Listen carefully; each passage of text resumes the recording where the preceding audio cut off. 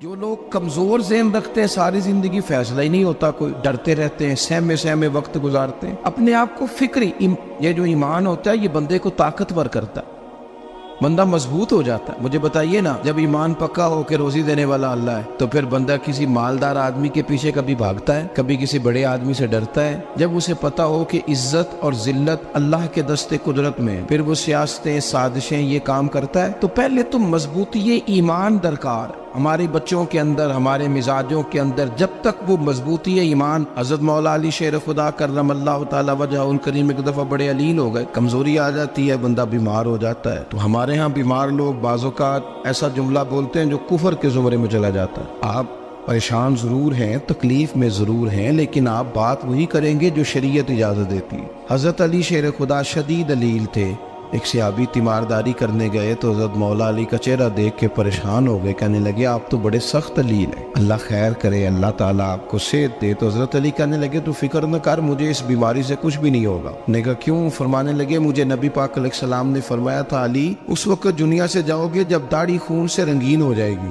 تو اس کا مطلب ہے میں خنجر کے وار کے ساتھ شہید کیا جاؤں گا، میں بیماری سے دنیا میں نہیں جاؤں گا، میں یہ بیماری سے مجھے کچھ بھی نہیں ہوگا، اللہ مجھے شفا دے دے گا، چونکہ حضور نے فرمایا کہ ساڈے نبی دی زبان ساڈے واسطے قرآن۔ تو سب سے پہلے تو اپنے ایمان کے اندر، توکل کے اندر مضبوطی پیدا کرے۔ مسلمان دیکھو نا، نماز پڑھنے سے روزی میں برکت ہوتی ہے، تو پھر اس کا مطلب یہ ہے کہ جب ٹائم آئے نا نماز کا تو گاہک جتنے مرضی کھڑے ہوں پھر دکان بند کرنی چاہیے، پھر نماز پڑھنی چاہیے، کیونکہ روزی تو اللہ نے دینی ہے، گاہکوں نے تو دینی۔ تو سب سے پہلے ضروری ہے مضبوطی ایمان، توکل، اللہ کی ذات پر بھروسہ۔ آپ کبھی میدان کربلا کا پورا نقشہ اپنے سامنے رکھیں نا، دو چیزیں ہیں، امام حسین کو نظر آ رہا ہے اب شہادت ہو جائے گی، اتنی بڑی فوج آئی ہے، خدا کی حکمت کے تقاضے سمجھ میں آ رہے ہیں، حالات کیا ہوں گے سمجھ آ رہی، پر ایک لمحے کے لیے بھی ان کا توکل کمزور نہیں ہوا۔ اپنے رب پر جو مضبوط بھروسہ ہے، سیدہ طیبہ طاہرہ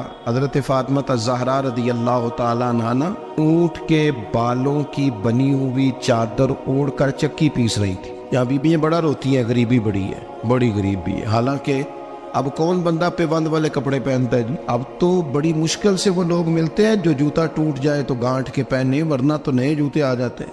حضرت سیدہ پاک اونٹ کے بالوں کی بنی ہوئی چادر اوڑھ کے چکی پیس رہی تھی۔ نبی پاک صلی اللہ علیہ وسلم نے دیکھا، آنکھوں میں آنسو ضرور آئے، پر محبوب نے فرمایا فاطمہ دنیا میں تھوڑی سی تکلیف برداشت کرو، قیامت کی ساری عزت اللہ آپ کو ہی عطا فرمائے گا۔ تو توکل کی مضبوطی، اللہ کی ذات پر بھروسہ، اپنے رب کریم کے ساتھ امیدوں کا وابستہ کرنا، اس سے مضبوطی آئے۔ دوسرا فرمایا وَعَمِلُوا الصَّالِحَاتِ، بہترین عمل کیا جائے زندگی میں، نیک اعمال کیے جائے، وقت ضائع نہ کیا جائے، ہر وقت کوئی نہ کوئی کام بندہ کرتا رہے۔ یہاں بہت سارے لوگ ہیں جن کو لوگ نیک کہنا شروع کر دیتے ہیں نا، وہ سمجھ لیتے ہیں شاید ہم سچی مچی نیک ہیں۔ لوگ جو کہتے ہیں حضرت صاحب کی بلا، پیر صاحب کی بلا، میں یہ طالب علموں کو، دوستوں کو، بلکہ اپنے آپ کو بھی کئی دفعہ کہتا رہتا ہوں، اپنے آپ کو سمجھاتا ہوں کہ یہ لوگ تجھے کہہ رہے ہیں حضرت صاحب، یہ تو رات کو تو اپنے آپ سے پوچھنا، اپنے رب سے پوچھ، کبھی موقع ملے تو اپنی گریبان میں جھانک، غور کر کے تیری کیفیت کیا ہے، تنہائی میں تیرا دل اللہ سے جڑتا ہے کہ نہیں، عبادت میں دل لگتا ہے کہ نہیں، خدا کا خوف دل میں رہتا ہے کہ نہیں، غریب کی محبت، عزیزوں قربت والوں کا احساس طبیعت میں موجود رہتا ہے کہ نہیں۔ ویسے تو میرا مطلب ہے، لوگ کہہ دیتے ہیں حاجی صاحب آپ بڑے سخی ہیں، تو اس سے تو نہیں نا بندے نے سخی ہونا، سخی تو تب ہونا ہے جب اللہ کی بارگاہ میں مقبول ہوگا۔ اعمال صالحہ، نیک کام، اور وہ کرتا رہے بندہ، کوئی بھی کام اسے نیکی کا مل جائے نا۔ دیکھنا اپنا معیار ہر انسان نے بنایا ہوتا ہے کامیابی کا۔ کچھ لوگوں کا خیال یہ ہوتا ہے کہ بچے میرے پڑھ گئے، اپنی اپنی جگہ پہ سیٹ ہو گئے، میں اب بڑے سکون میں ہوں۔ کچھ کی رائے یہ ہوتی ہے کہ میں نے سب بچے بچیوں کا بیاہ کر دیا ہے، گھر میرا بن گیا ہے، اب میں بڑے آرام میں ہوں، قرار میں ہوں، سکون میں ہوں۔ تو اپنی اپنی رائے ہوتی ہے، لیکن حقیقت وہ ہے، اصل وہ ہے جسے اللہ کے قرآن نے بیان کیا۔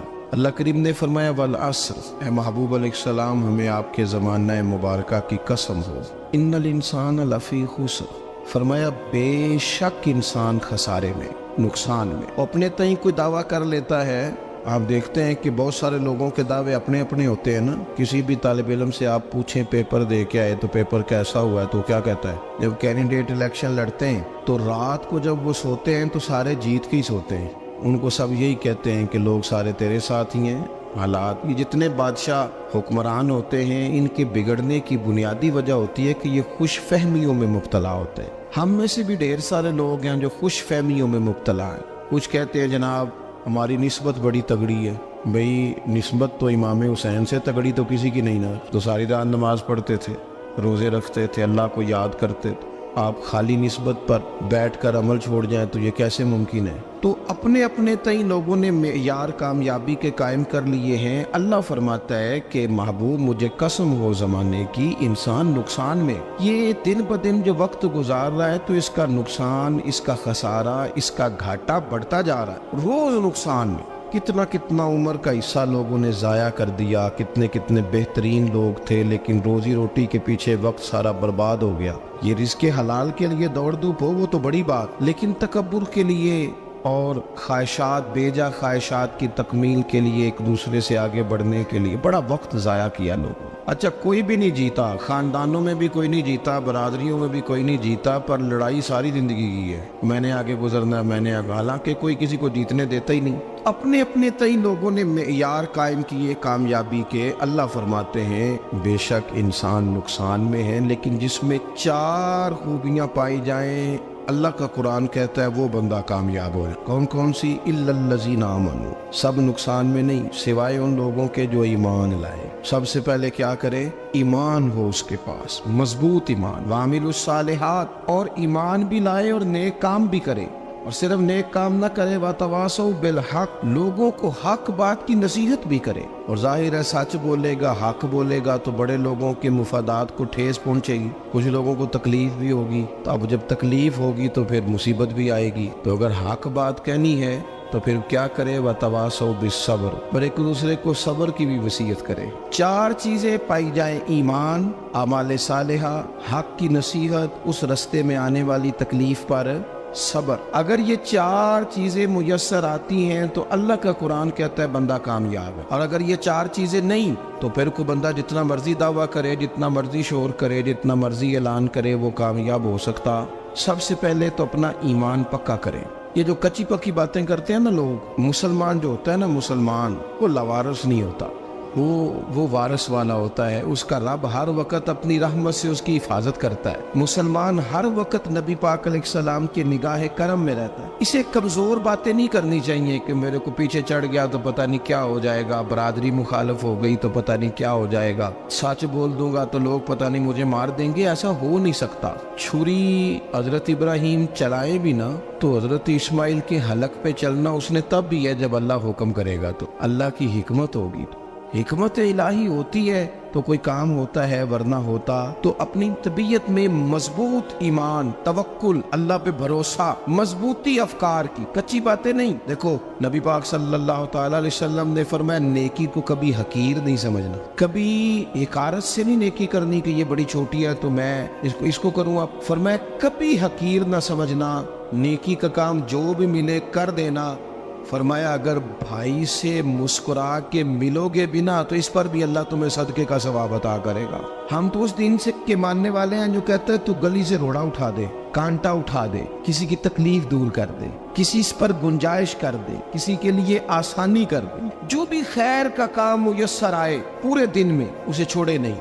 صبح گھر سے نکلے، وہ ایک صحابی تھے، غالباً تابعی تھے، تو بازار جاتے اپنے غلام کے ساتھ تو سارا بازار گھوم کے واپس آ گئے. خادم نے کہا جناب کو نہ کوئی خریدا نہ کچھ بیچا. تو آپ سارا بازار گھوم کے آ گئے. فرمانے لگے تیرا کیا خیال ہے؟ میں نے کچھ بھی نہیں کیا. کہا جناب پھر کیا کیا ہے؟ فرمانے لگے تم نے دیکھا جو بندہ بھی گزرا میں نے اس کو کہا السلام علیکم، تو کتنی کو نیکیاں میں جمع کر کے آ گیا ہوں.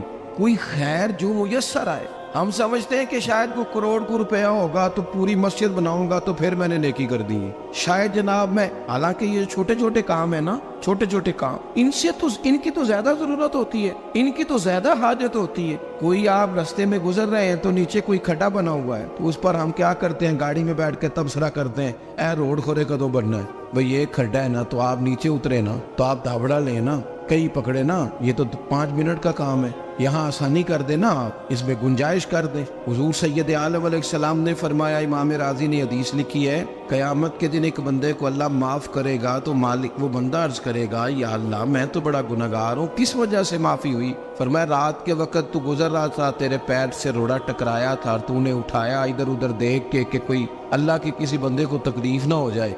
का मालिक को वो तो मैंने ज़माना बीत गया, कोई इतनी बड़ी बात भी नहीं समझी। तो रब करीम ने फरमाया, तो रात के अंधेरों में भी मेरे बंदों का ख्याल रखता था, तो मैं तेरा ख्याल ना करूं?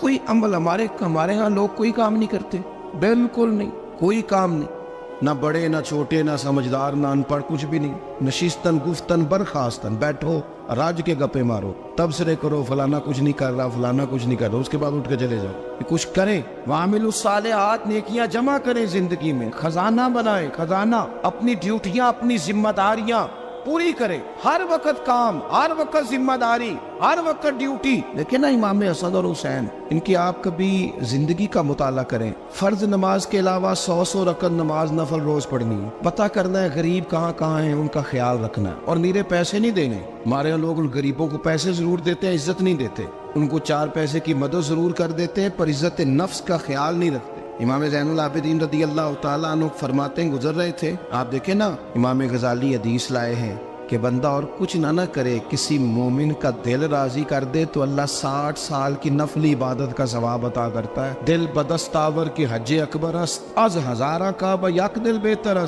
किसी का दिल खुश कर देना, उसको राहत दे देना, उसको करार दे देना, उसके लिए कोई ऐसा सामान कर देना कि बंदा मुतमईन हो जाए, सुकून हो जाए। ये हमारे यहाँ जो लोग होते हैं ना, सरकारी मुलाजिमीन, ड्यूटियों वाले, इनकी तबीयतों में तलखी होती है। ये अगर सिर्फ प्यार करने लग जाए ना, से वाबस्ता लोग मेरे बाप में से है, तो मैं उनसे कहता हूँ कि शिफा तो अल्लाह ने देनी है, चलो तुम दुआई तो आज के दिया करो ना, तुम आने वाले की बात तो तवज्जो से सुनो। वो बेचारा अपनी बात, हमारे बुजुर्ग थे तो तावीज़ लिखा करते थे, बड़े आलिम थे, मुझे कुछ थोड़ी सी ना मेरे दिल में उनके बारे में खफगी रहती थी कि आप इतने बड़े आलिम हैं, आप किताब लिखे, आप तवीज़ लिख रहे हैं, और फिर लोगों ने कमाई करनी होती है, आप तो मुफ्त देते हैं सारा कुछ, इतनी लंबी ड्यूटी, सारा दिन बैठे रहते हैं आप और लिखते तवीज़ है।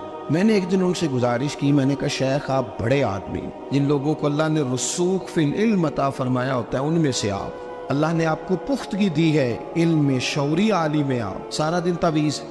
फरमाने लगे, यार मैं तवीज़ नहीं लिखता, असल मसला ये है कि जो तवीज़ लेने आता है वो अपना सारा दुख सुनाता है, तो मैं तवीज़ नहीं लिखता, मैं ना बस लोगों के कलेजे ठंडे करता हूँ। मैं किसी का, अब तो बच्चों के पास टाइम ही नहीं, वो तो अब्बा का दुख नहीं सुनते, तो बैठते ही नहीं। अम्मा कह रही होती है कि पुत्र को 10 मिनट मेरे पास भी बैठा कर, लेकिन पुत्र मसरूफ बड़ा, वीडियो चढ़ानी है उसने। हम उलझ गए। ये चीज़ें इंसान को नफ्सियाती तौर पर कमज़ोर कर देती हैं। जो लोग ज़्यादा ये काम करते हैं उनके हाफ़्ज़े कमज़ोर हो जाते हैं, वो उलझ जाते हैं, उन्हें पता नहीं होता रात मैंने क्या कहा था, सुबह में क्या कह रहा। हर वक्त नहीं, ज़रूरत के वक्त, हर टाइम नहीं, मखसूस औकात में।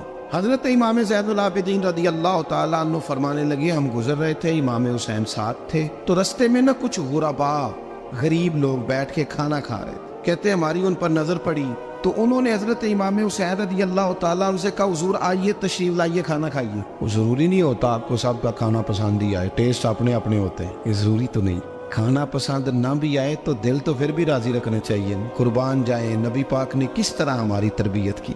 हज़रत आयशा सिद्दीक़ा रदी अल्लाह ताला अन्हा फरमाती हैं, करीम महबूब का मैंने ये तरीका देखा कि अगर खाना ना पसंद होता तो छोड़ देते, पर कभी उसमें से नुक्स ना निकालते, ऐब जो ही न कर। गर्मी के मौसम में खड़ी है बेचारी खातून, और कितनी मुशक्कत से उसने खाना बनाया, और कितनी गर्मी सही है चूल्हे के सामने, लेकिन साहब को खाना रखा है तो वो कहते हैं ये तू की पकाया है, वो खाने वाली चीज़ है भाई, इस तरह करना, अब जो अगली हंडी है वो तू पका, ना तू खड़ा हो। ये पता चली ये काम कितनी मुशक्कत का है। जिंदगी में कुछ थोड़ा सा दूसरों का ख्याल रखना, ये भी तो दीन का हिस्सा है। आप अपनी जिंदगी में हमेशा अपने लिए सोचे, किसी और का सोचे ही ना। तो मेरे अजीज याद रखेंगे आप, इमाम ज़ैनुल आबिदीन कहते हैं, नबी पाक सल्लल्लाहु तआला अलैहि वसल्लम ने ना हजरत इमाम अली मकाम की, इमाम हसन और हुसैन की इस तरह से कुछ तरबियत फरमाई थी कि गरीब परवरी उनके अंदर रच बस गई। مزاج بن گیا. وہ غربا بیٹھے تھے دسترخوان بچھائے سڑک کے کنارے, تو امام حسین گزرے تو انہوں نے آواز دی. امام صاحب لوگ ذائقہ نہیں لگے, حضور تھوڑی روٹی نہیں کھا لیتے ہمارے ساتھ؟ تو امام صاحب آ گئے, نیچے بیٹھ گئے غریبوں کے ساتھ. کوئی جرت کرے نا, چلو امیروں نے تو غریبوں کے ساتھ بیٹھنے کی جرت نہیں کرنی, کوئی پیر ہی بیٹھ جائے غریبوں کے ساتھ, وہی مہربانی کر دے کہ میں پیر صاحب ہوں, قبلہ ہوں, تو میں ہی چلو لنگر کھا لوں مریدوں کے ساتھ بیٹھ کے. ہماری تو محفلوں میں بھی نا جی, نعت خانوں کا, مولویوں کا, دوسروں کا کھانا اور ہوتا ہے, اور غریب آدمی کو شاپر میں چاول ڈال کے دیتے ہیں اور ساتھ اسے کہتے ہیں یہ لنگر شریف ہے. بھئی اگر یہ شریف ہے, تبرک ہے, تو اے پیر صاحب نو نہیں سی لنگدا, اڑتا ہے گلے میں لنگر ان کو. یہ لنگر شریف جو ہے یہ نعت خان کو بھی تو گزرنا تبرک ہے کہ نہیں؟ ہاں نہ تو کرو نا, تو جیڑی زیادہ تبرک والی شے ہے وہ پیراں نو بھی تو کھانی چاہیے نا. نعت خان کو اس کے لیے لہدا سے مرغ مسلم اعلیٰ کھانے. میں اکثر دوستوں سے کہتا ہوں چلو میلاد شریف پہ ہی صحیح سب کے لیے اچھا کھانا پکاؤ. چلو جس غریبوں کے بچوں کو بیچاروں کو سارا سال وہ بوٹیوں کے لیے لڑتے ہیں, تم میلاد پہ ہی اچھی روٹی پکا دو, تو بچہ جب کھائے گا نا بہت ساریاں بوٹیاں اور چاول, اور اپنے ابا سے پوچھے گا کہ ابا جی آج کی گل ہے, تو ہو سکتا ہے غریب باپ رو ہی پڑے اور اسے کہے پتر تو آج راج راج کے کھاج ساڈے نبی پاک دا میلاد شریف. تو امام حسین رضی اللہ تعالیٰ عنہ نا آ کے غریبوں کے بیچ بیٹھ گئے زمین پہ. انہوں نے کہا کھائیے, تو وہ جس طرح وہ کھا رہے تھے نا سادے برتنوں میں امام حسین کھانا کھانے لگ گئے. میں نے کہا خیر کا کام کوئی بھی ملے اسے ضائع, چلو اور کچھ نہیں کر سکتے تھے, کسی کو سڑک ہی پار کرا دے نابینا کو, چلو اور کچھ نہیں کر سکتے, تو آپ کو پتہ ہے کہ سامنے والا بوجھ لے کے گزر رہا ہے, آپ تھوڑا سا ہٹ جائیں روڈ سے, اسے گزر لینے دیں. کوئی تو کام زندگی میں کوئی ارادہ تو خیر کا بندہ کرے. امام حسین بیٹھ گئے, ان کے ساتھ روٹی کھائی. تھوڑی دیر کے بعد اجازت لی, فرمایا جاؤں؟ کہنے لگے حضور اور کھائیے. فرمانے لگے میں تو ابھی روٹی کھا کے آیا تھا اور آج تک ایسا نہیں ہوا کہ دوبارہ کھانا کھاؤں. ایک لقمے کی بھوک نہیں تھی, جتنا بھی کھایا ہے نا یہ تمہارا دل خوش کرنے کے لیے کھایا ہے. غرباء مساکین کی وعامل الصالحات, ایماندار بندہ ایمانداروں جیسے کام کرتا ہی اچھا لگتا ہے. 25 حج کیا امام حسن اور حسین نے مدینے سے مکے پیدل جا کے. میں کہتا ہوں چلو ہم باجماعت نماز ہی پڑھ لیا کریں. چلیں, حضور صلی اللہ علیہ وسلم نے فرمایا فجر کی نماز پڑھ کے بیٹھ جاؤ, اشراق چاشت تک اللہ کا ذکر کرو, 2 نفل اشراق کے 2 چاشت کے پڑھ لو, اللہ 2 حج اور 2 عمرے کا ثواب عطا کر دے گا. مشکل کام تو نہیں. اہل بیت نے ہمیں سبق یہ پڑھایا ہے, حضور کے اصحاب نے ہمیں سبق یہ پڑھایا. تیسری بات فرمایا وتواصوا بالحق, صرف یہ نہیں کہ تم نماز پڑھ کے تو بیٹھ جاؤ, تم نے نا بے نمازی کو نماز کی دعوت بھی دینی ہے. مظلوم پر ظلم ہوتا رہے اور کونے میں چپ کر کے بیٹھے نہیں رہنا, بلکہ اگر ہاتھ پکڑا جا سکتا ہے تو ظالم کا ہاتھ پکڑنا ہے. نبی پاک علیہ الصلوۃ والسلام نے فرمایا اپنے بھائی کی مدد کرو چاہے وہ ظالم ہو یا مظلوم ہو, بھائی کی مدد کرو چاہے ظالم ہو یا مظلوم ہو. تو صحابہ نے عرض کی یا رسول اللہ صلی اللہ تعالیٰ علیہ وسلم یہ مظلوم کی مدد تو سمجھ میں آتی ہے, یہ ظالم کی مدد کیسے کریں؟ نہیں سمجھ آ رہی ہے آپ کو بات؟ یا رسول اللہ صلی اللہ تعالیٰ علیہ وسلم مظلوم کے ساتھ کھڑا ہونا تو ہماری عقل میں آ گیا, تو ظالم کی مدد کیسے کرنی ہے؟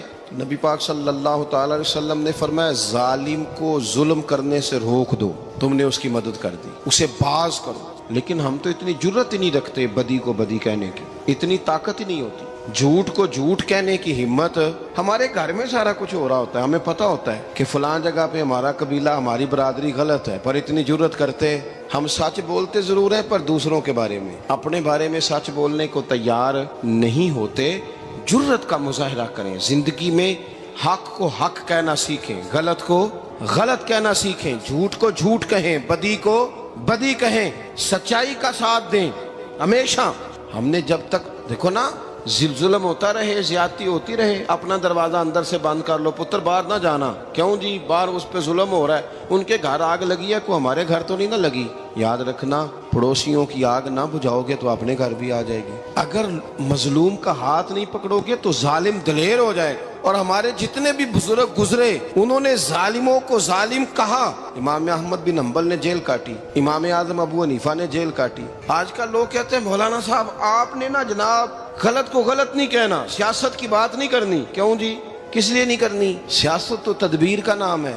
بنو اسرائیل میں جتنی بھی تدبیر ہوتی تھی وہ سارے انبیاء کیا کرتے تھے. کیوں نہ بات کریں؟ یہ جن کرسیوں پہ آج تم نے ظالموں جابروں کو بٹھایا، یہ کرسی تو حضرت ابوبکر صدیق جیسے لوگوں کی ہے، یہ تو حضرت عمر جیسے لوگوں کی سیٹ ہے، حضرت عثمان غنی جیسے لوگوں کا کام ہے، مولا علی جیسے لوگوں کا کام ہے۔ غلط جگہوں پہ غلط لوگ بٹھا دی اور پھر جھوٹے کو جھوٹا بھی نہ کہیں، ظالم کو ظالم بھی نہ کہیں۔ ہم سے نہ رقم ہوں گے قصیدے یزید کے، کیونکہ ہم لوگ تو حسین کے سیرت نگار ہیں۔ یہ کیا بات ہوئی؟ آپ سچی بات ہی نہ کریں، کلمہ حق کہیں، ہمیشہ کھری بات کہیں، سچی، گرچہ اپنا نقصان ہو، حق کے ساتھ کھڑے ہونا سیکھیں۔ وتواصوا بالحق، ساری آسانی تھی، امام حسین کو کوئی مسئلہ نہیں تھا، آرام سے بیٹھے تھے۔ آج کتنے موجوں میں بیٹھے ہیں، پیر صاحبان، مولوی صاحبان، خطیب صاحبان، سیاستدان، وڈیرے، موج لگی ہوئی ہے، کسی کو کچھ نہیں کہنا، کچھ کہیں گے تو پھر بندے مخالفت کریں گے۔ تو امام حسین مسجد نبی میں جمعہ پڑھاتے تھے، چپ کر کے بیٹھے رہتے، حضور سید عالم علیہ السلام کے مزار انور کے پاس بیٹھے تھے، بیٹھے رہتے۔ لیکن امام حسین نے فرمایا ظالم حکمران بنے تو وہ قوموں کو تکلیف دیتے ہیں، وہ ملی نقصان کرتے ہیں، وہ امت کا چہرہ مہرہ بگاڑ کے رکھ دیتے ہیں، لہذا کھڑے ہونا پڑتا ہے، کلمہ حق کہنا پڑتا ہے، الہ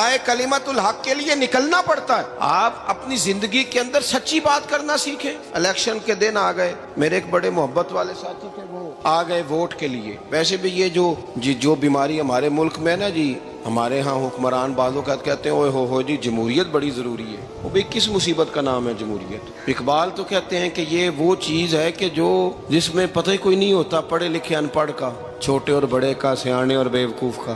جمہوریت وہ طرز حکومت ہے کہ جس میں بندوں کو گنا کرتے ہیں، تولا نہیں کرتے رہتے ہو ہر وقت۔ قوم کو اس کا حق ملنا چاہیے، غریب کی مدد ہونی چاہیے، انصاف ملنا چاہیے۔ باقی یہ تمہاری کہانیاں ہیں ڈکٹیٹرشپ اور جمہوریت، اور ہمیں تمہاری سمجھ بھی نہیں آتی۔ ہر ڈکٹیٹر کے ساتھ ہوتے ہو، باتیں جمہوریت کی کرتے ہو، جہاں تمہارا دل کرتا کھڑے رہتے ہو۔ ہمیں تو کوئی اس سے غرض نہیں، کام ہونا چاہیے۔ بلکہ جو لوگ قوت نافذہ رکھتے ہیں انہیں سمجھنا چاہیے کہ ملک کی بھاگ دوڑ ہمیشہ مضبوط ہاتھوں میں رہے، اور وہ اس طرح کا نظام وضع کریں، مل بیٹھے سارے ادارے کہ غریب کی سنی جائے۔ وہ مجھے بڑی اچھی طرح یاد ہے جب وہ ایک حکومت ختم ہوئی اور جو ایک فوجی رہ کے گئے تھے 11 سال، ان کی حکومت آئی تو میں باہر نکلا تو ایک بزرگ تھے، وہ صبح صبح ناشتہ بیچا کرتے تھے ہمارے علاقے میں، چاول اور چنے بنے۔ تو میں نے ان سے کہا بزرگوں پتہ لگا جی رات دی حکومت بدل گئی ہے۔ تو فرمان لگے پتر جیڑا مرضی بھی آ جائے، میں تو یا چاول بیچ کے روٹی کھانی، ہمیں تو ان سے غرض ہی نہیں، اللہ جانے کون آیا کون گیا، تو کھیل تماشا بنایا ہوا ہے۔ تو جھوٹے کو جھوٹا کہیں۔ میرے ایک دوست ہیں الیکشن لڑتے ہیں، مجھے ایک دفعہ آ کے کہنے لگے آپ نے کبھی ووٹ نہیں ڈالا، اس دفعہ ضرور ڈالیں۔ میں نے کہا نہیں ڈالتا میں۔ کہنے لگے ووٹ قوم کی امانت ہے، تو میں نے کہا امانت کسی بے ایمان کو دے دوں؟ امانت تو امانت دار کو دی جاتی۔ نہیں سمجھے آپ بات؟ یہ سارے کہتے ہیں نا ووٹ قوم کی، تو امانت کس کو دینی چاہیے؟ صحیح بتاؤ۔ چلو ہوں تسی بولنا نہیں، بس دل وچ گل رکھنی، دل وچ دیندے ویسے امانت دارا نہیں ہونا۔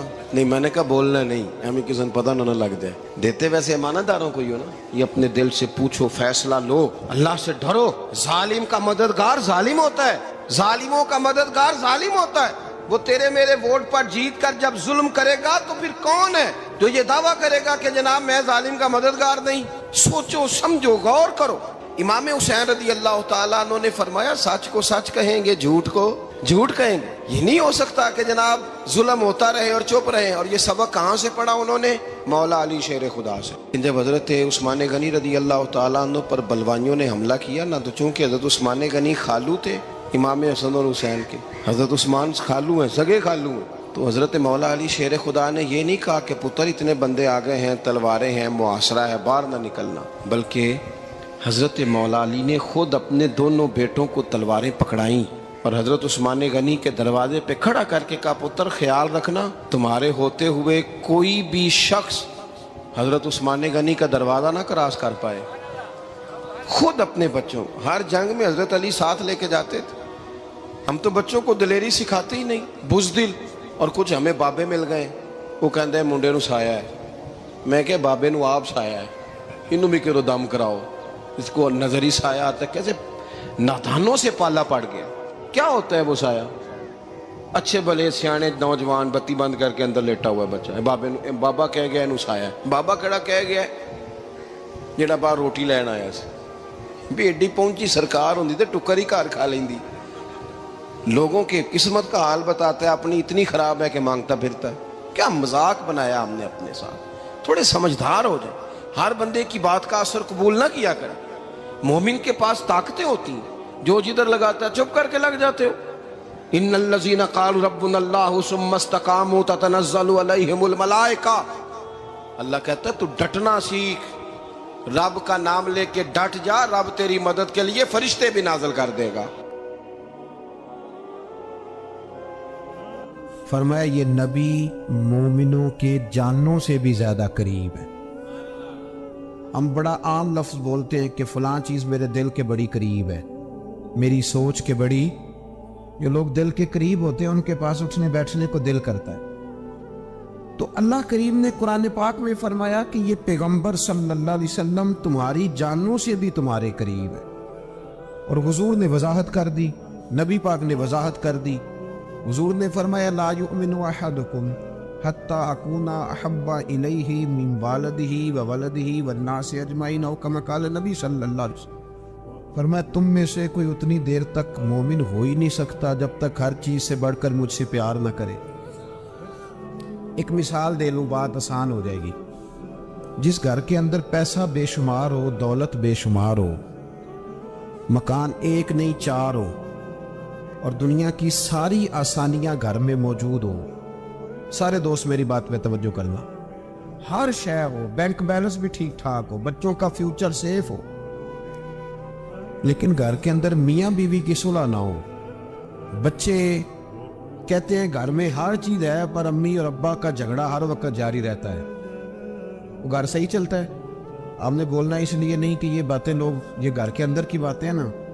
حالانکہ پاکستان کا تجزیہ یہ ہے کہ 95% میاں بیوی کے حالات ٹھیک نہیں. پاکستان یہ سرکاری اعداد و شمار ہے.